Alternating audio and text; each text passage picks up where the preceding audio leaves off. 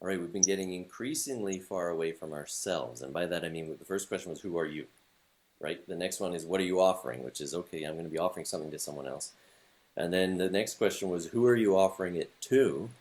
So now we're naming and describing that person. And this one, right? This one here is, why does that person care?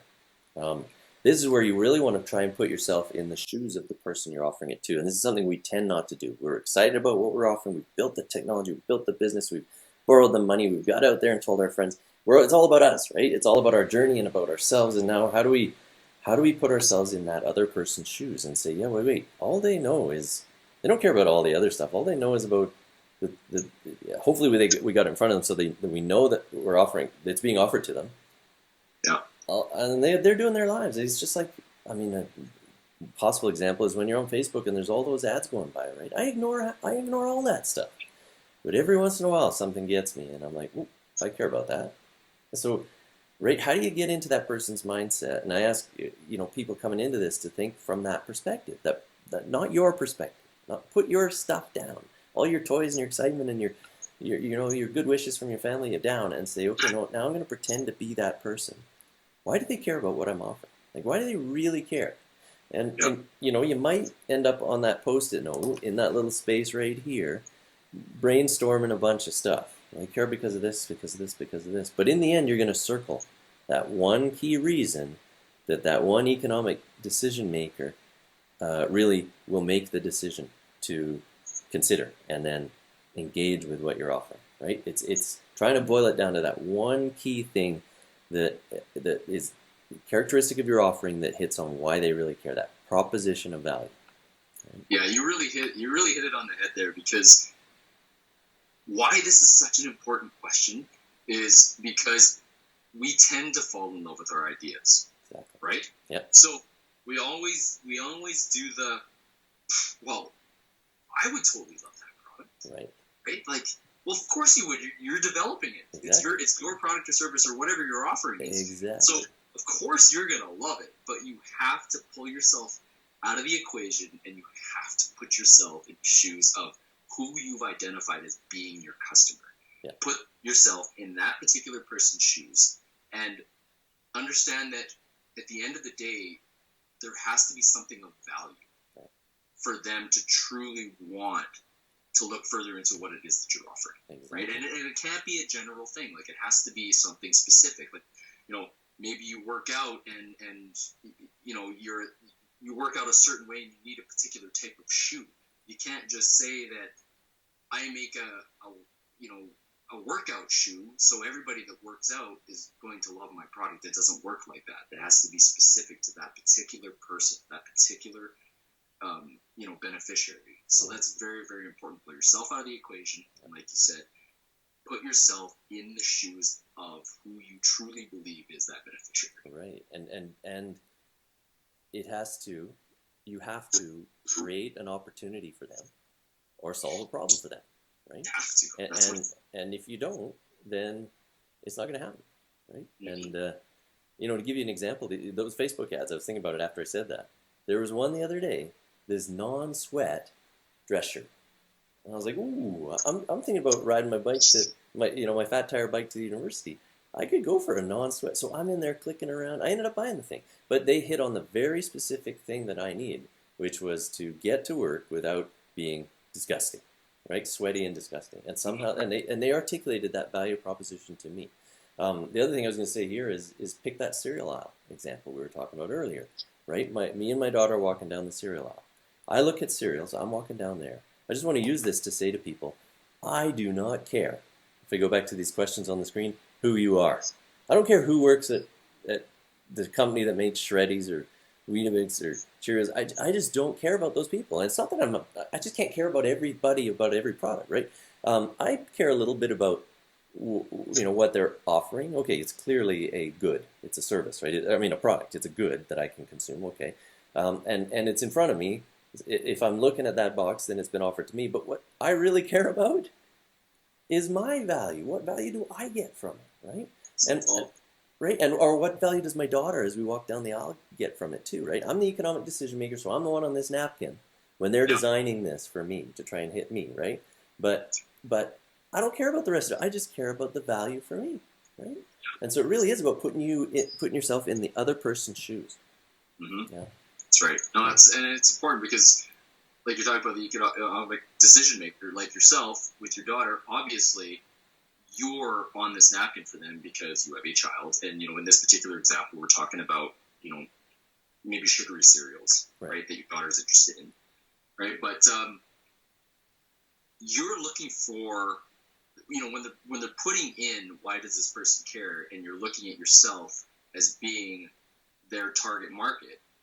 You're saying to yourself, okay, I know what my daughter wants. She wants a cereal that tastes great. That's what she's looking for, right? Something that she's like, Dad, I want to eat this every day. It's so good. Right. And you're like, oh, okay, great. I want that for you, honey. Yeah. Right.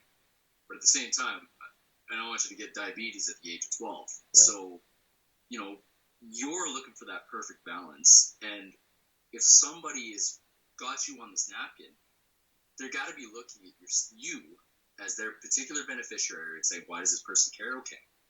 He cares because, this is a great tasting cereal for his daughter, but at the same time, he's going to get that great balance between great taste and health. Right.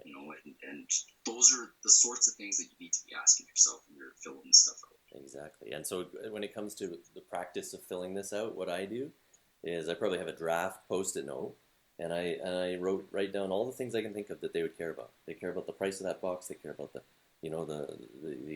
healthiness of it, maybe the sugar content, maybe the taste, and I write them all down, and then I try and then distill it and say, okay, which one of those is the most important? Which of those has to hit, right? And then circle that one, and then that becomes what I put on the Post-it note. Is I maybe have an articulation of the other one so I don't lose those thoughts, but what does that person really care? Because again, you're driving down that road getting ready for the person who's going to ask you, right? Who am I? I got it. What am I offering? Well, it's this. Who am I offering to? I know exactly who the human is on the other side of this experience, right? And who's the economic decision maker. And I know the key thing they care about that's going to make it switch, right? It's like that shirt I just described to you. Yep. I care a little bit about the material that's in it. Sure, I was curious because I like to know, but that's a feature, right? What is the benefit for me? What is the key benefit for me? Well, it was getting to work without being sweaty. And that was it, right? And so there's the one thing from that consumer's perspective that's going to turn their head and make them look at you through all the noise. What I love about this is we're only on question 4 of this thing, right? And you can already see how properly answering these questions now might potentially take you back to changing your answer on some of the previous questions. Like, we're talking about this example of, shirts and cereals. And now that you're at that point where why does this person care? Hold on a second. Maybe that offering is a little bit different now. Maybe it's not just great tasting cereals that I'm offering. Maybe it's great tasting cereals that provide some sort of health content as well. Like things are starting to change now. When you start thinking about later down the road in these particular courses about doing your pitch, you can see now how that's changing based on what you maybe thought it would have been when you were answering what are you offering at the beginning of this particular lesson. Exactly. It's just one of these things. It's always going to take you back and get you to revisit it. Yeah. And that's why it's so important to answer these questions properly. I love that, man. I think it's so important that you highlighted that, I can already maybe go back to the offering and say, wait, now that I've thought about who cares and why they care, I could change that offering a little bit or complement it or articulate it better or, just somehow it already starts to happen, right? And then that might even take you further back to, well, if we got to put that offering together, we got to think about who's on the team here, right? And right? And it goes right back to the beginning, and you go just ripping off Post-it notes and putting them back on, all just to get that first cut down. When that time you got to tell this story to somebody, you got it up here, right? You got it right. Mm-hmm. Yeah, beautiful. So important. That's such a good thing. I hope people see that in the beginning you're looking at all these questions like, who are you? What am I offering? What's what I'm offering? Who am I offering it to? And you're kind of going through it like, these are super simple. I know this stuff already, but you really don't until you dig deep and get into the details, especially when it comes to who you're offering it to, not the industry, but the actual human you're offering it to. It'll open your eyes as to how you've answered these questions originally. Right. And so to say it again, I mean, what we're doing here is, with this idea napkin, is getting a baseline, right? This is what we think. It's a set of assumptions. It's our hunch. It's our belief that possibly could be true. It's a starting point, so that Yeah. we can, like, we won't get into them now, but we're going to do a whole tool set on the value proposition and try and understand. Actually, it's between who are you offering it to in the value proposition, the whole level that's following this one that talks about how to really take that work that you did to baseline this and do the deep work you're talking about. But if you don't start here, you don't have that to leap off of and leap into that work from, right? So it is so critically important to do that. And again, just to kind of summarize this topic up, the why does that person care, or the value proposition, we just want a succinct statement. By all means, have other stuff in that post-it note while you're doing it, but you want to know and have your thumb on the pulse of exactly why it matters to that person that you're offering this, what it is that's going to turn their head and have them make that economic decision. Whether you're for-profit or not-for-profit or tech or not tech, what is it that is key, the key benefit, not the features, but the key benefit to that person, that human being, right? Well, I hope this helps. Yeah, it's a good one. It's fun. It's starting to roll. I hope people are feeling that as they go through it. They're like, yeah, I'm starting to see that. I got some work to do, but I'm excited, right? That's what we want. That's awesome, guys. Well, have at it.